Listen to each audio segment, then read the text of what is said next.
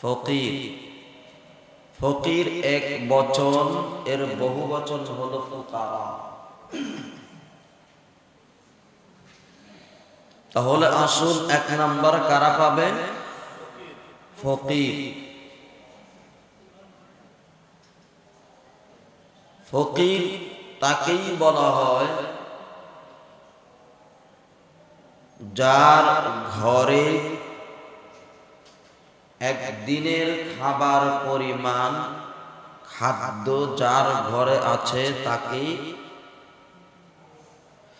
যার ঘরে কিছুই নেই, একেবারে এক গ্লাস পানি পান করার ব্যবস্থাও নেই, একেবারে নিঃস্ব অসহায়, এক মুঠো খাবারও নেই, তাকেই বলা হয় ফকির। তাকেই বলা হয় ফকির। তাহলে আসুন এক নাম্বার পাওয়ার হকদারকে ফকির। দুই নাম্বার ওয়াল মাসাকিন। দুই নাম্বার হলো মিসকিন। মিসকিন এক বচন, বহু বচন হলো মাসাকিন। মিসকিন তাকেই বলা হয় যার ঘরে একদিনের খাবার পরিমাণ খাদ্য যার ঘরে থাকে, আছে, থাকবে, তাকেই বলা হয় মিসকিন। কিন্তু আমাদের সমাজে উল্টা, আমরা মনে করি ফকিরের চেয়ে আরো যে অসহায় এটি মনে হয় মিসকিন। এমনই করে আমরা বুঝে থাকি, কথা বলে ঠিক কিনা? কিন্তু একেবারে যে অসহায় তাকেই বলা হয় হলো ফকির। তাহলে দুই নাম্বারকে মিসকিন। তিন নাম্বার ওয়াল আমিলিন। তিন নাম্বার হলো আমিল। যেই ব্যক্তি যাকাতের মাল আদায় করার জন্য, উসুল করার জন্য নিয়োগ প্রাপ্ত হয়। তাহলে তিন নাম্বারকে আমিল, যেই ব্যক্তি যাকাতের মাল আদায় বা উসুল করার জন্য নিয়োগ প্রাপ্ত হন। কারণ সে তো নিজের সব কাজকর্ম সবকিছু ফ্যামিলি রেখে যাকাতের মাল আদায় করার জন্য সে নিয়োগ প্রাপ্ত হয়েছে, নিজেকে নিয়োগ করেছে। এখন তার সংসার ফ্যামিলি তো চলতে হবে, হবে না? সেই জন্য আল্লাহ তাআলা বলেন তিন নম্বর হলো আমিল। ওই ব্যক্তি যাকাত এর মাল থেকে একটা অংশ পাবে। ওয়াল মুআল্লাফাতি কুলুবুহুম। মনোরঞ্জনের জন্য, যাদের সন্তুষ্ট অর্জনের জন্য, এরা নিকটতম আত্মীয় স্বজন হতে পারে এবং এরা নবমুসলিমও হতে পারে। তবে যাকাতের সবচেয়ে বেশি হকদার রাখে হলো নিকটতম আত্মীয় স্বজনদের মধ্যে যদি কেউ যদি হকদার থাকে, এরাই হলো যাকাত এর মাল সবচেয়ে পাওয়ার হকদার বেশি, আর এরাই হলো আল মুআল্লাফাতি কুলুব। তাহলে চার নম্বর কারা? নিকটতম আত্মীয় স্বজন এবং নবমুসলিম, যাদের মনোরঞ্জনের জন্য আল্লাহর নবী যাকাত দিয়েছেন এবং উৎসাহ উদ্দীপনাও আমাদেরকে দিয়েছেন। পাঁচ নাম্বার ওয়াফির রিকাব।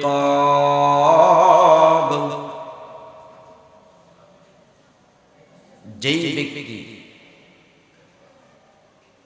এমন যে দাস দাসী, দাস মুক্তির জন্য ওই ব্যক্তিকে যাকাতের মাল দেওয়া যাবে। যেমন গোলাম রয়েছে অন্যের হাতে, দাসী রয়েছে, এই দাস ওই দাসী থেকে দাস মুক্তি হবে যদি তাকে যদি সম্পদ দেওয়া যায়, আর ওই মালিক যদি বলে আমাকে এত টাকা দিলে তুমি মুক্তি পেয়ে যাবে, আমাকে তুমি এই পরিমাণ 1 লক্ষ বা 2 লক্ষ 5 লক্ষ টাকা দিলে তুমি আজাদ মুক্তি, তখন ওই ব্যক্তিকে ওই গোলামের ওই মনিবের হাত থেকে মুক্তি করার জন্য তাকে যাকাতের মাল দেওয়া যায়। 6 নম্বর ওয়াল গারিমিন, ঋণগ্রস্ত ব্যক্তি। কি ব্যক্তি? ঋণগ্রস্ত। যেই ব্যক্তি ঋণ আছে, তবে এই ঋণটা দেখতে হবে যদি তার নিত্য প্রয়োজনীয় জিনিস, তার নিত্য প্রতিদিনের যে খাবার, এই খাবারের ক্ষেত্রে ঋণ আছে কিনা, তার ফ্যামিলি মধ্যম পন্থায় চালানোর ক্ষেত্রে ঋণ আছে কিনা, তার নিত্য প্রয়োজনে যে কাপড় চোপড় রয়েছে এই ক্ষেত্রে ঋণ আছে কিনা।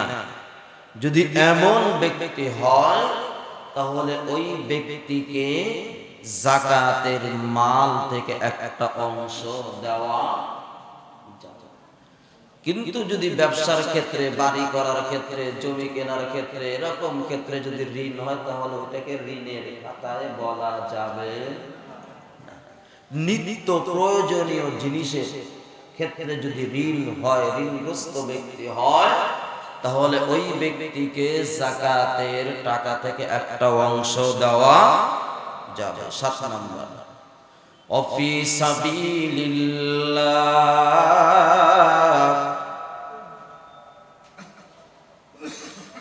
যারা আল্লাহর রাস্তায় থাকে, অর্থাৎ মুসাফির। কি? সবাই বলেন মুসাফির। যারা আল্লাহর রাস্তায় মুসাফির। এখন মনে করেন আপনি দেশ থেকে বাইরে গিয়েছেন বা দেশেই গিয়েছেন এমন একটা জায়গায়, আপনি সেখানে এখন আপনার প্রয়োজনীয় জিনিসের দরকার, খাবারের দরকার, বা আপনার সেখানে একটা থাকার জন্য, মুসাফির হালাতে থাকার জন্য একটা জায়গার দরকার, কিন্তু আপনার কাছে কোনো সম্পদ নাই, টাকা নাই, তখন ওই ব্যক্তিকেও যাকাতের অংশ থেকে একটা অংশ দেওয়া যাবে। যদি ওই ব্যক্তি যদি সে নিজে যদি কোনো টাকা পয়সার ব্যবস্থা করতে পারে, নিজের মাধ্যমে সামর্থ্যবান ব্যক্তি, তাহলে সেই ব্যক্তির জন্য যাকাতের টাকা থেকে খাওয়া ঠিক হবে না। আর যদি কোনো ওয়ে, কোনো সিস্টেমে যদি কোনো কিছু ব্যবস্থা করতে না পারে, বাড়িতে যদি কোটি কোটি টাকাও থাকে, কিন্তু এখন সে মুসাফির, তাকে যাকাতের টাকা থেকে টাকা দেওয়া যাবে। 8 নম্বর ওয়াবনিস সাবিল, যারা আল্লাহর রাস্তার মুজাহিদ, আল্লাহর দ্বীন কায়েমের জন্য, অফি সাবিলিল্লাহ, আল্লাহর দ্বীন কায়েমের জন্য, ওয়াহদানিয়তের প্রচার প্রসারের জন্য যারা এরকম ভাবে আল্লাহর রাস্তায় দ্বীন কায়েমের জন্য নিজেদেরকে উৎসর্গ করেছে, করবে, বিসর্জন দিয়েছে, দিবে, তাদেরকেও যাকাতের মাল থেকে একটা অংশ তাদেরকেও দেওয়া যাবে। এই যে 8টি খাত বললাম, এই 8টি জায়গাতেই মূলত যাকাত দিতে হবে। এটা কার কথা? সবাই বলেন কার কথা? আল্লাহর কথা। এখন এই 8টি জায়গার মধ্যে একটি জায়গার কথা বলছিলাম যে বেশি পাওয়ার হকদার রাখে হলো নিকটতম আত্মীয় স্বজন, নবমুসলিম, এরা বেশি পাওয়ার হকদার। আর এই ৮ শ্রেণীর মধ্যে আরো একটি জায়গা আছে যেখানে যাকাতের টাকা দিলে অন্য অন্য জায়গার তুলনায় বেশি সওয়াব পাওয়া যাবে। সেই জায়গাটার নাম হলো যেখানে যাকাত দিলে আল্লাহর দ্বীন কায়েমের ক্ষেত্রে, ওয়াহদানিয়তের প্রচার প্রসারের ক্ষেত্রে বেশি কাজ হবে। এই দিকে তাকিয়ে মাদ্রাসাগুলোর মধ্যে, যেই মাদ্রাসাগুলোর মধ্যে লিল্লাহ ফান্ড আছে, এতিম অসহায় গরিব ছাত্রদের, তালিবুল ইলমদের থাকা খাওয়ার কাপড় চোপড়ের ব্যবস্থার সিস্টেম পদ্ধতি তরিকা আছে, ওই জায়গাগুলোতেও যাকাত দিলে সওয়াব বেশি পাওয়া যাবে। কেন? এক নাম্বার হলো সেখানে দিলে গরিব এরাও পাবে, গরিবদের দেওয়ার হক এটাও আদায় হবে। দ্বিতীয় নাম্বার বিষয়টা হলো তারা যেহেতু আল্লাহর দ্বীন কায়েমের ক্ষেত্রে কাজ করতেছে, কোরআনের তালিম, তারবিয়ত, তামাদ্দুন এইগুলো নিজে শিখতেছে, অন্যদের কাছে আবার ছড়ায়া দিচ্ছে, সেই জন্য আল্লাহর দ্বীন কায়েম এবং প্রচার প্রসারের কাজও হচ্ছে। সেই জন্য সেখানে তাদেরকে দিলে সওয়াবের পরিমাণ আরো বেশি। কথা কি বুঝাইতে পেরেছি? এখন আসুন আমাদের সমাজের মধ্যে অনেক জায়গায় ভালো গাছের সাথেও কিছু আগাছাও তৈরি হয় কি হয়? কথা বলেন। জমিনে ধান লাগাইছেন, শুধু কি ধানই হবে? সেখানে কি গাছ আগাছা হয়? কথা বলেন নাকি? কিন্তু অন্য ক্ষেত্রে কোনো কথা হয় না, এই ক্ষেত্রে কথা হয়। বাংলাদেশে যতগুলো বড় বড় ইউনিভার্সিটি বলেন,